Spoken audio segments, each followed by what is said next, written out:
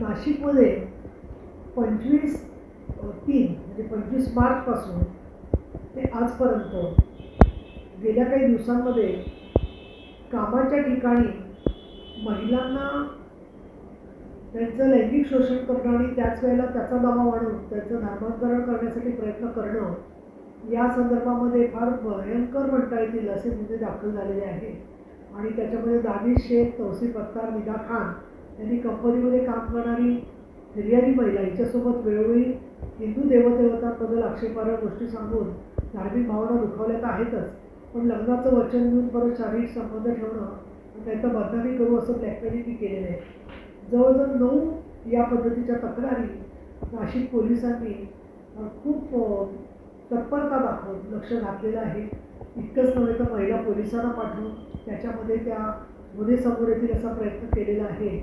नाशिकमध्ये अनेक सामाजिक संघटना काम करत असून तसंच कामाच्या ठिकाणी महिलांना लैंगिक शोषण करणं किंवा धर्मांतर करणं या संदर्भामध्ये योग्य ते कायदे असून सुद्धा या संदर्भामध्ये कुठलीही भीती किंवा कुठलीही भीड, कुठलाही संकोच, कुठली लज्जा, खंतखेद या आरोपीला वाटत नव्हता.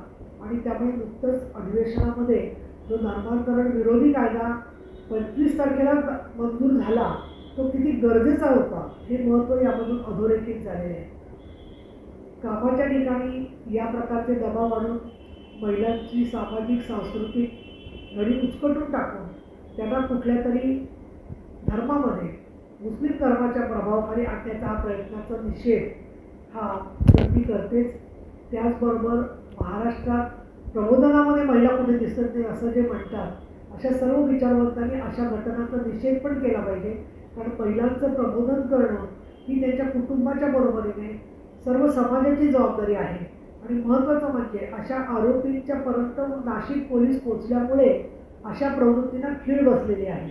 आणि म्हणून मी असं म्हणेन की या संदर्भामध्ये लवकरात लवकर चार्जशीट दाखल होऊन अशा लोकांना फाशीची शिक्षा झाली पाहिजे, अधिकाधिक शिक्षा झाली पाहिजे. त्याच्यावरती संघटित गुन्हेगारीचे गुन्हे देखील पोलिसांनी दाखल केलेले आहेत असं मला वाटतं. पण त्याचबरोबर या महिलांना समुपदेशन आणि त्यांनासुद्धा पुढे नोकऱ्या IT मध्ये चांगल्या ठिकाणी सुरक्षित ठिकाणी लागल्या पाहिजेत, जेणेकरून विक्टिमायझिंग द विक्टीम या महिलांनाच अजून विक्टीम म्हणून त्रास होऊ नये या दृष्टिकोनातून सुद्धा आपण निवेदन दिलेलं आहे. आणि मी स्वतः पाठपुरावा करते. माझं यामध्ये नाशिक पोलिसांनी चांगलं काम केलेलं आहे असं मत झालेलं आहे. कुठल्याही साक्षी पुराव्यामध्ये हस्तक्षेप तर आमच्याकडून होणारच नाही, परंतु या मुलींना काही मदत लागत असेल तर त्यांना त्या संदर्भामध्ये कायदेशीर मदत त्याचबरोबर मानसिक आधार देण्यासाठी मी स्वतः उपसभापती म्हणून आणि शिवसेना नेता म्हणून तत्पर आहे.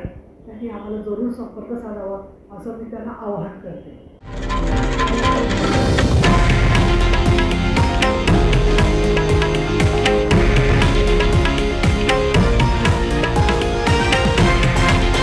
हे आहे देशातील नंबर 1 न्यूज नेटवर्क आणि आपण पाहत आहात TV9 मराठी, एकमेव.